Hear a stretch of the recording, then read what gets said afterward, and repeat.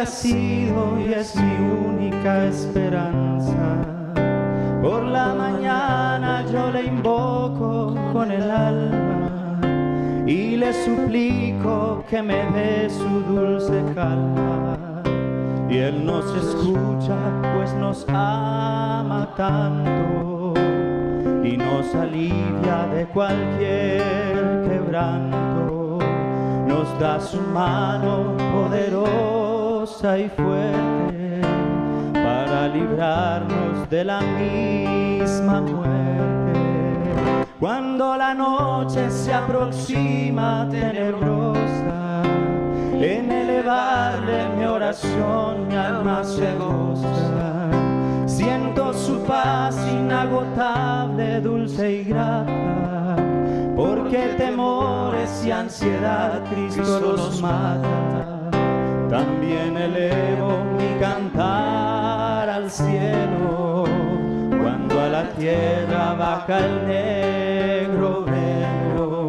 El sol se oculta, pero queda Cristo, a quien mis ojos en el sueño han visto. Brilla su lumbre bienhechora mientras duermo, pone su mano sobre mí si estoy enfermo. Me fortalece, me alienta con el sueño, pues es mi Dios, mi Redentor, Él es mi dueño. Y al despertar por la mañana siento que Dios invade mi alma y pensamiento. Veo a Jesús, mi Redentor amado, por mi pecado en una cruz clavado. Veo la sangre de sus manos que ha brotado, veo la sangre borbotando en un costado, una corona con espinas en su frente, la multitud escarneciéndole insolente. Pero qué dicha cuando al cielo sube, lleno de gloria y majestuosa nube. Pero qué dicha cuando el cielo sube, lleno de gloria y majestuosa nube.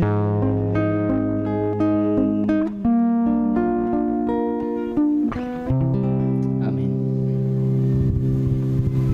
El jueves pasado, Donaldo me pidió impromptu de orar y yo quedé muy emocionado por ver el grupo de personas nuevas, primíparos, como yo. Yo tengo un año de haber estado aquí, todavía me considero primíparo, lo cual nosotros usamos para decir algunas barrabasadas.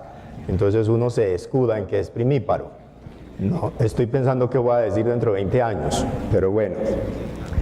Y me emocionó mucho. Y la emoción que tuve y que tengo tiene que ver con lo que les quiero compartir hoy. Por lo que ustedes son, los nuevos y los no tan nuevos, y por lo que ustedes representan, la Iglesia de Jesucristo en Colombia y más allá de Colombia. Y lo que quiero compartirles con hoy tiene mucho que ver con eso. Entonces, de mi corazón, espero que para su corazón también, les invito a abrir sus Biblias en Lucas capítulo 5, versículos 1 hasta el 11. Es uno de esos lugares comunes que uno dice, ya me la sé, no tengo nada más que aprender. Error craso, cuando pensamos que ya es lugar común. Espero que por el poder del Espíritu Santo y la gracia del Señor pueda quedarnos algo de este pasaje hoy. Lucas 5, 1 al 11. Un día estaba Jesús a orillas del lago de Genezaret y la gente lo apretujaba para escuchar el mensaje de Dios.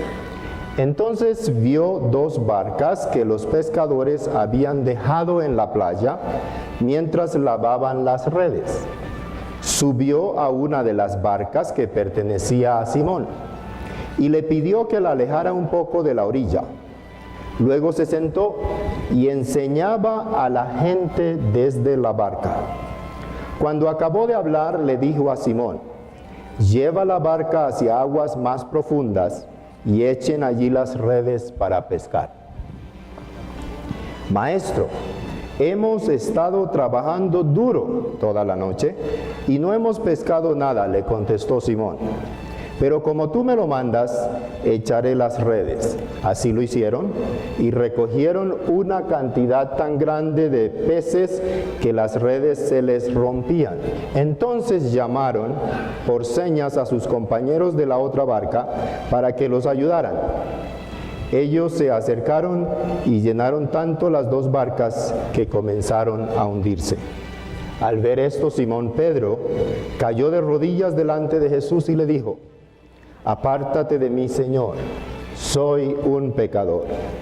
Es que él y todos sus compañeros estaban asombrados ante la pesca que habían hecho, como también lo estaban Jacobo y Juan, hijos de Zebedeo, que eran socios de Simón. No temas, desde ahora serás pescador de hombres, le dijo Jesús a Simón. Así que llevaron las barcas a tierra y dejándolo todo, siguieron a Jesús. Que el Señor añada una bendición grande a nuestras vidas hoy a través de la lectura y la exposición de su palabra. Millones de personas, hombres y mujeres, nacen. Nos está por nacer otro niño en medio de la comunidad y otra también viene en camino.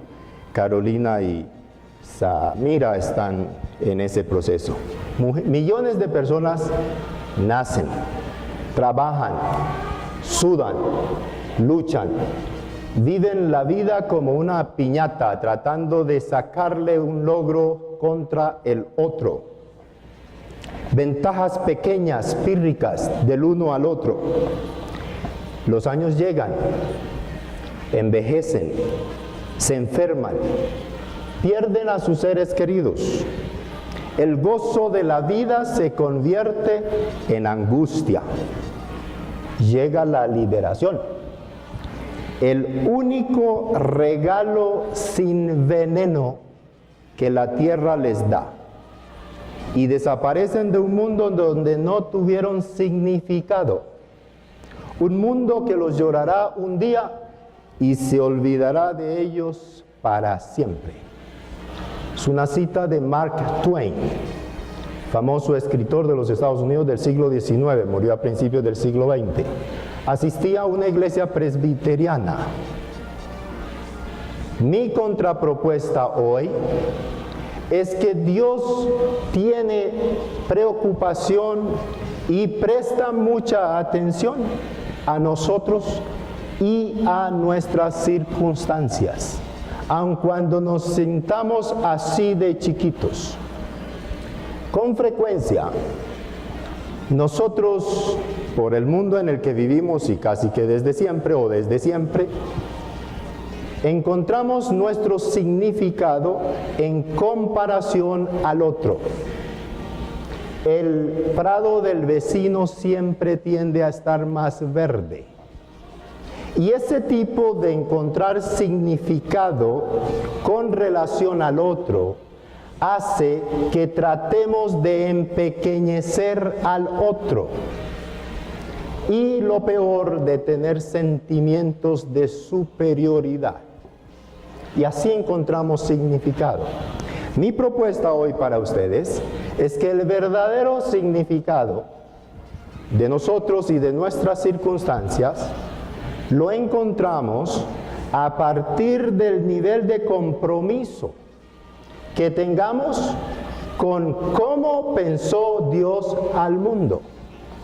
Nuestro verdadero significado, por pasar por este mundo, los años que Dios haya dispuesto, lo podemos encontrar y solo se encuentra en el nivel de compromiso con cómo Dios pensó al mundo. Y aquí en este pasaje nos muestra ese elemento. Encontramos que Lucas nos cuenta que Jesús estaba a orillas del lago de Genesaret y la gente lo apretujaba para escuchar el mensaje de Dios. En Lucas, esta multitud que apretuja a Jesús comenzó por el ministerio de Juan el Bautista, quien fue el enviado para organizar la bienvenida al Señor y para preparar los corazones que se arrepintieran y pasaran de la desobediencia a la obediencia del justo. Y Juan empezó a congregar a través de él un grupo de personas cuyos corazones estaban sintiendo la presencia, el llamado del Señor al arrepentimiento. Muchas de esas personas eventualmente pasaron a congregarse alrededor de Jesús, de quien había hablado y hablaba Juan el Bautista. Y aquí está esta multitud apretujando a Jesús. Y ya lo encontramos en el capítulo 5. En el capítulo 4 de Lucas nos dice que Jesús dio su discurso de inauguración. Inauguró, tomó posesión de su cargo para dar buenas nuevas a los pobres, aquellos que reconocen su dependencia de Dios.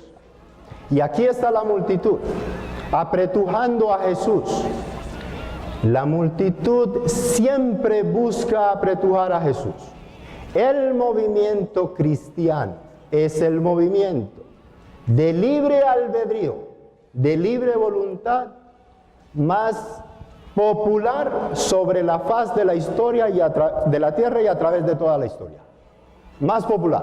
Siempre la multitud apretuja a Jesús, porque el plan que Dios concibió, según el Evangelio de Lucas, es crear una comunidad universal de personas como tú y yo, cuyos corazones son sensibles al amor de Dios y al sacrificio de Jesús, a través de quien se puede predicar salvación para toda la humanidad. Entonces Lucas nos dice que el plan de Dios es la creación de una comunidad universal de gente arrepentida, porque estamos avergonzados de nuestros pecados y de nuestras pesadeces. Y aquí se proclama salvación para los pecadores. Eso es lo que Lucas nos dice, una comunidad universal. Por eso aquí Lucas presenta a Jesús hablándole a una multitud que lo apretuja. 2000 años más tarde, la misma situación la encontramos. Yo he tenido el privilegio de estar en muchos países y siempre mi familia y yo hemos recibido el beneficio, la alegría de la comunidad universal de personas que creen en Jesucristo. En China, contaba un misionero hace unos 5 años, que 1 millón de chinos llegan al Señor cada año en circunstancias bien difíciles. 1 millón de chinos. Claro, para que todos los chinos se arrepientan y lleguen al Señor necesitamos 1200 años. Hay que tener fe y esperanza. Por eso el planteamiento cristiano es que creemos en la eternidad. En América Latina las iglesias crecen. Yo nací en el 1957. Antioquia no era un lugar, y Medellín menos, de personas que fueran fervorosas por el Evangelio. Hoy andamos por tantas denominaciones en Medellín y las iglesias crecen. En América Latina la gente todavía apretuja en busca del Evangelio. En Asia, en India, en los países musulmanes, en Estados Unidos, donde estas comunidades migrantes de otros países van y conocen al Señor. He visto gente de muchos países, de los países árabes, en países como Estados Unidos, en Japón, buscando al Señor, apretujando al Señor. Es un movimiento glorioso. Para ponérselo en otros términos, Jesús es hoy más popular que nunca, pero si tú corres la historia hacia atrás, puedes decir exactamente igual. El movimiento de Jesús es popular. A veces leemos que en países como Europa la fe cristiana no es tan vigorosa como antes, pero la cultura europea, americana, el occidente ha estado y sigue permeado por el Evangelio de Jesús. Ha sido afectado por el Evangelio de Jesús. Es parte de la cultura y expresiones bíblicas. Muchos no saben de dónde nacen esas expresiones y valores. Es del Evangelio. La gente apretuja a Jesús. ¿Y por qué apretujamos a Jesús? Yo estaba pensando que apretujamos a Jesús por la misma razón metodológica de por qué compramos un producto y no otro. Si tú compras un producto y te sale de mala calidad, a menos que seas caído del zarzo, no lo vuelves a comprar. Entonces busca la mejor calidad. Buscas el producto que te dé garantía. Y buscas como Pedro, ¿a quién iremos? Estamos cansados de las posturas del mundo, no nos ofrecen, no satisfacen. Entonces buscamos a Jesús por una razón legítima. La gente lo busca por una razón legítima, porque este producto, este mensaje tiene garantía eterna. Se cumple, es auténtico, es legítimo. ¿A quién iré, Señor, sino a ti? Lo demás no satisface. Porque según Lucas buscamos a Jesús porque Él tiene nuevas noticias. Buenas noticias para nosotros, para redimirnos de nuestros pecados y de nuestras pesadeces, para tornar nuestros corazones de desobediencia a la obediencia de la sabiduría del justo. Eso es lo que nos dice Lucas. Entonces Jesús es popular. Pero en medio de todo esto maravilloso, fíjate cómo nos muestra Lucas una cosa interesante. Si tienen sus Biblias abiertas, 5:1 al 2. Jesús a orillas del lago de Genezaret, la gente lo apretujaba para escuchar el mensaje de Dios. Al final del versículo 3 dice, y enseñaba a la gente desde la barca, y el versículo 4 en la primera línea dice, cuando Jesús terminó de hablarle a la gente. ¿Y qué pasa? No nos dice que le estaba enseñando. Más bien Lucas se preocupa de decirnos otra cosa. Dice, versículo 2. Entonces vio, ¿quién vio? Jesús es el sujeto, 2 barcas. Y uno piensa, en medio de todo este plan de Dios para crear una comunidad universal de personas rescatadas, para tornar sus corazones de desobediencia a la obediencia, Lucas se preocupa de decirnos que Jesús vio 2 barcas. Es como estar en Magangué y decir que vio 2 canoas. Le llamamos Johnson en Magangué. Johnson. Yo después aprendí que los Johnson no era propiamente la barca, sino la marca del motor que empujaba a la canoa. Pero me tocó varios años para aprender, pero a Magangué le decimos Johnson. Entonces, Jesús vio 2 Johnsons. Y Lucas en el Evangelio, en la palabra eterna de Dios, nos revela, nos quiere mostrar que Jesús se preocupó por ver 2 barcas. Nos dice más aún. Nos dice que Jesús vio que los pescadores habían dejado las barcas en la playa. Y uno le pregunta a Lucas, sí, pero siga el cuento, avance. Yo en mi familia tengo una expresión, ándale. Y Lucas nos quiere que nos detengamos y le prestemos atención. Que Jesús vio 2 barcas. Que Jesús vio que esas barcas las habían dejado los pescadores. Bueno, es suficiente ilustración. Lucas dice, no señor, que esas barcas los pescadores las habían dejado en la playa mientras lavaban las redes. Bueno, por supuesto que iban a lavar las redes después de la pesca, aun cuando si somos un poco flojos tal vez no las lavamos, pero estos sí las lavaban. ¿Y qué nos importa? Le preguntamos a Lucas, y Lucas como que la paciencia nos la agota y nos dice que Jesús, versículo 3, subió a una de las barcas. Y ya como que empiezas Señor, a impacientarte, pero ándele, ¿cuál es la historia? Al grano, al grano. Lucas no va al grano.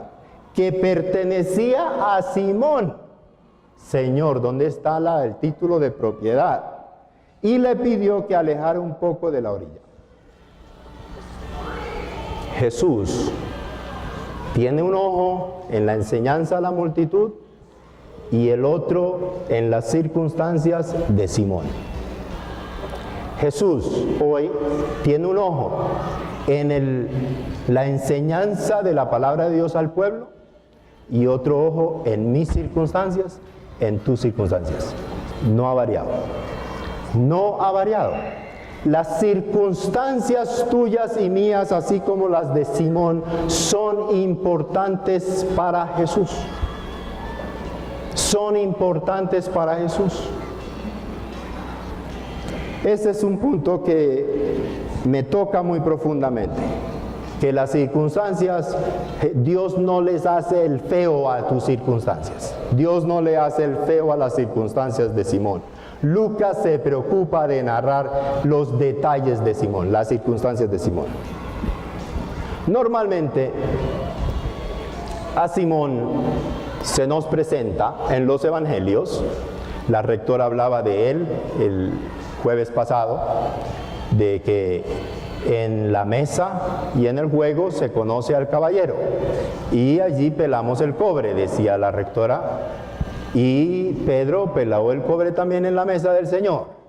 Elizabeth nos mostraba la inestabilidad de Pedro. Ay, cómo me identifico con Pedro. En la inestabilidad. Subimos como palma y caemos como coco. Eso le pasaba a Pedro. A Simón le pasaba eso. En Mateo y en Marcos encontramos, poco sorpresivamente, que Jesús llama a Pedro y le dice, oye, sígueme, y Simón le sigue así de una. Porque el propósito de Mateo y Marcos es otro que dar detalles. Lucas nos da un poquito más de enseñanza sobre cómo fue el proceso, el peregrinaje de Simón para seguir a Jesús. Y en este pasaje es muy importante ver cómo es que Pedro no siguió a Jesús así de una, como Mateo y Marcos parece contarlo, sino que Lucas nos da más elementos de juicio para entender cómo es que Simón Pedro siguió a Jesús. Veamos entonces versículos 4 y 5. En Lucas, a Simón Pedro se nos presenta como ejemplar. Como ejemplar. Aquí rescatamos a Pedro. Lucas rescata a Pedro y lo muestra para darnos ejemplos. Y yo les sugiero 3 ejemplos. El primero lo encontramos en los versículos 4 al 5. Cuando acabó de hablar, Jesús le dijo a Simón, lleva la barca hacia aguas más profundas y echen allí las redes para pescar. Maestro, hemos estado trabajando duro toda la noche, no hemos pescado nada, le contestó Simón, pero como tú me lo mandas, echaré las redes. ¿Quién es Jesús profesionalmente hablando? ¿Es un pescador o un carpintero? Un carpintero. ¿Y quién es Simón profesionalmente hablando, laboralmente hablando? Un pescador, ¿cierto? Y aquí Jesús, después de una noche larga de Simón Pedro de pescar y no sacar nada, como estaba de aburrido, ¿cierto? Le dice, oye Simón, después de oír mi enseñanza, después de tener primera fila, porque Simón eso era lo que tenía, primera fila en la enseñanza de Jesús, porque estaba o en la barca o allí aguantándole el Johnson a Jesús. Y Pedro tuvo la oportunidad de ver a Jesús con compasión, comunicando el mensaje de Dios y enseñando a la gente con pasión y compasión. Y Simón estaba allí. Y entonces Simón seguramente estaba pensando, bueno Señor, ya predicaste, nosotros estamos súper cansados hermano, vamos a dormir. Si usted no quiere ir a dormir, a nosotros sí nos toca dormir. El carpintero de Nazaret le dice a Simón, oye, echa la barca un poco más a aguas profundas, aguas más profundas, y echan las redes. Jesús se le mete al rancho a Simón, se le mete al rancho. El carpintero al pescador dándole instrucciones, equivocadas además, equivocadas fácticamente, porque esa no era hora de pescar. Si se dan cuenta en el diálogo, Pedro le responde, maestro, toda la noche. La hora de pescar, maestro, es por la noche, no de día. Porque en este lago de Genezaret, aproximadamente 50 metros de profundidad, de día, por el solecito como el que nos está saliendo ahorita, los peces van a lo profundo del lago. Y los pescadores que han pescado por milenias saben que en ese lago no se pesca de día sino de noche. Y viene el señor carpintero a decirle a Simón que eche las redes. Y Simón le responde, nada, hemos pescado toda la noche y no hemos sacado nada. Nosotros nos podemos sentir como Simón. Trasegamos por la vida y nos podemos estar sintiendo sin ningún logro en nuestra vida y le podemos responder al Señor, Señor, nos estáis llamando a esta misión maravillosa de una comunidad universal de personas que tornan su corazón de la desobediencia a la obediencia, pero yo Señor, me siento como que no he pescado nada. ¿Te puedes estar sintiendo hoy así? Por tus circunstancias humildes, te puedes estar sintiendo como insignificante, como que no has logrado nada en la vida, como que ese bus no sabe para dónde va. Aquí es donde hay que seguir el ejemplo de Pedro. No hemos pescado nada, mis socios están cansados, yo estoy cansado, aburrido, quiero ir a dormir y seguir pescando por la noche. Y usted vaya y siga ministrando a la gente porque ya nosotros nos vamos.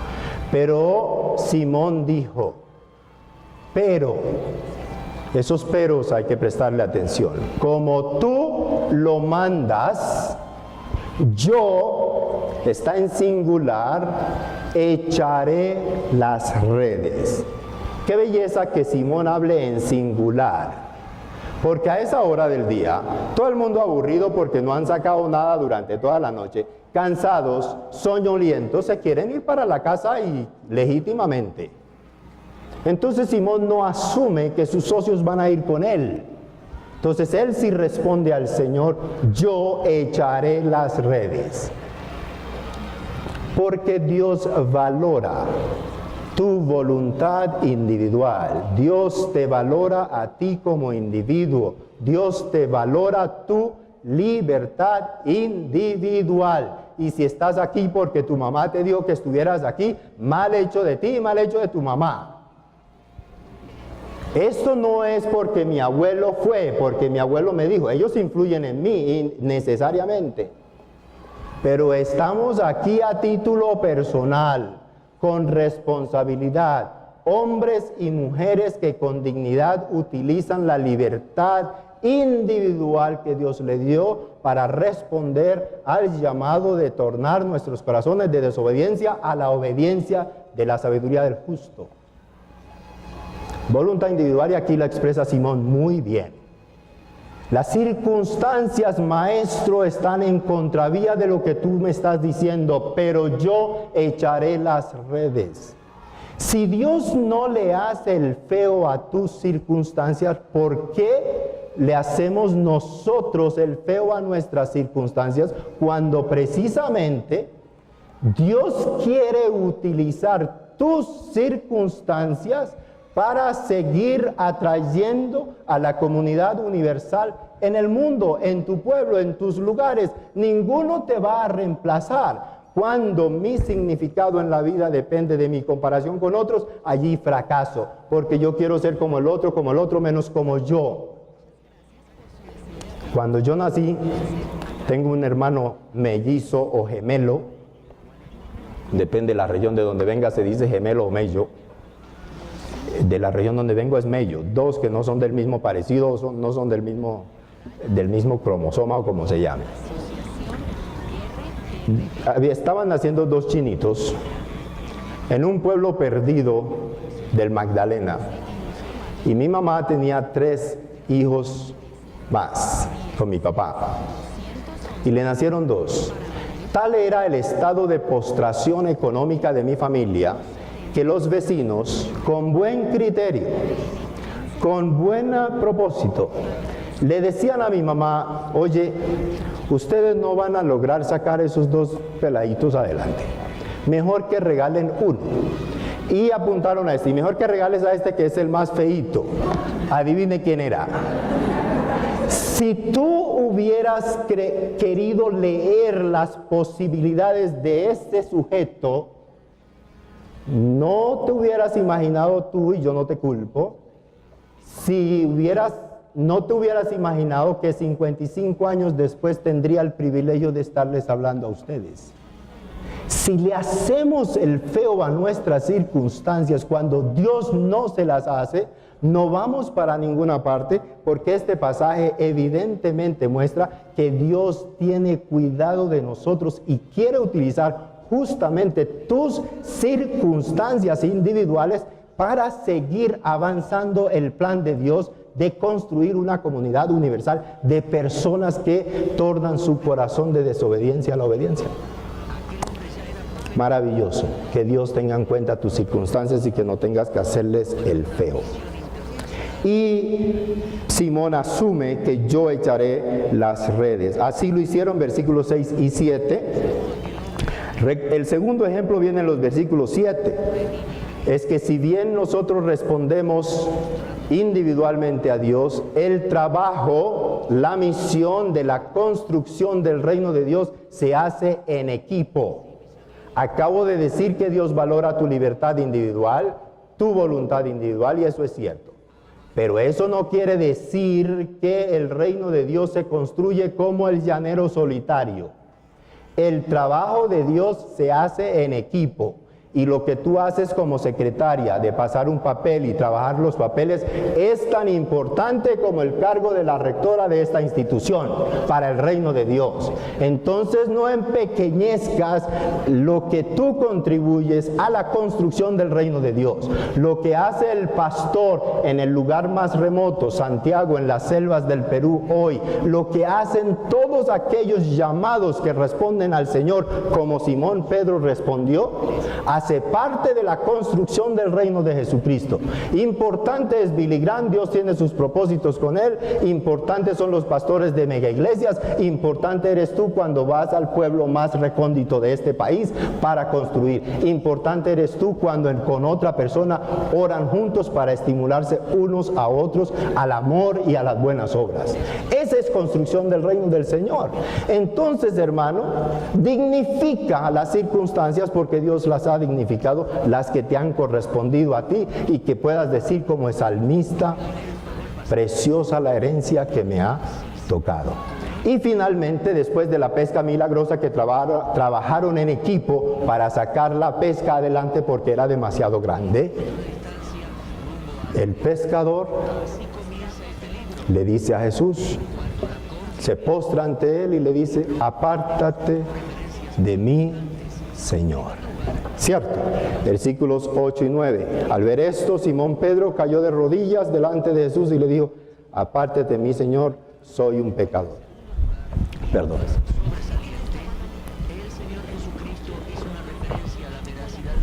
Gracias, Falco. Primero, dignificar nuestras circunstancias, someterlas al Señor. Segundo, trabajar en equipo. Esas dos cosas no funcionan sin la tercera. Es el reconocimiento asombroso de la presencia de lo divino. El reconocimiento, asombrados de la presencia de lo divino, de la epifanía, de la presencia del Señor en nosotros. Si nosotros pensamos que estos son lugares comunes, que ya la palabra la puedo manipular porque trabajo algo de hebreo y o de griego u otros idiomas, porque todos los días este es nuestro quehacer y la convertimos en lugares comunes, es el peor peligro que puedes enfrentar. Es un peligro convertir estas cosas en lugares comunes, en lugares que nos da igual, en lugares que hemos visitado. Ya estuve allí, ya he hecho esto, ya he visitado este país, ya no tengo que regresar. Ya hice esto en mi vida, ya hice esto otro, ya hice esto otro, y lo chequeamos de la lista. Hice el devocional a las 6:30 y me importa un comino cómo vivo el resto del día. Pedro no. Pedro y los que lo acompañaban quedaron asombrados. Qué triste cuando pierdes la capacidad de asombro de la presencia del Señor en nuestro cotidiano andar. Es lamentable, se pierde el espíritu, se pierde la gracia, se pierde el gozo, se pierde la alegría. ¡Qué maravilloso! Cuando en las cosas más sencillas de la vida vemos la presencia asombrosa del Señor. Y no es solo la de Simón, los profetas del Antiguo también, Isaías, Ezequiel, cuando vieron la aparición y se dieron cuenta que estaban en la presencia del Señor, se postraron. Pobre hombre de mí, que han visto mis ojos a Dios. Y ese temor reverencial es valioso, precioso, y te animo a no perderlo. Someter tus circunstancias a las de Dios y dignificarlas es maravilloso. Trabajar en equipo es maravilloso y hace parte de la metodología de la construcción del reino de Dios. Pero el tercero es el más importante: vivir en el asombro de la presencia del Señor. Así podemos hacer lo que dice el versículo 11. Entonces siguieron a Jesús. Y siguieron no es una cosa de un momento, es un continuo. Le seguimos a Jesús viviendo esta rica y maravillosa experiencia. Que el Señor, o más bien que nosotros nos dejemos seguir redimiendo por el Señor, de no hacerle el feo a las circunstancias, de trabajar en equipo y de vivir en la preciosa y asombrosa presencia de nuestro Señor. Oremos.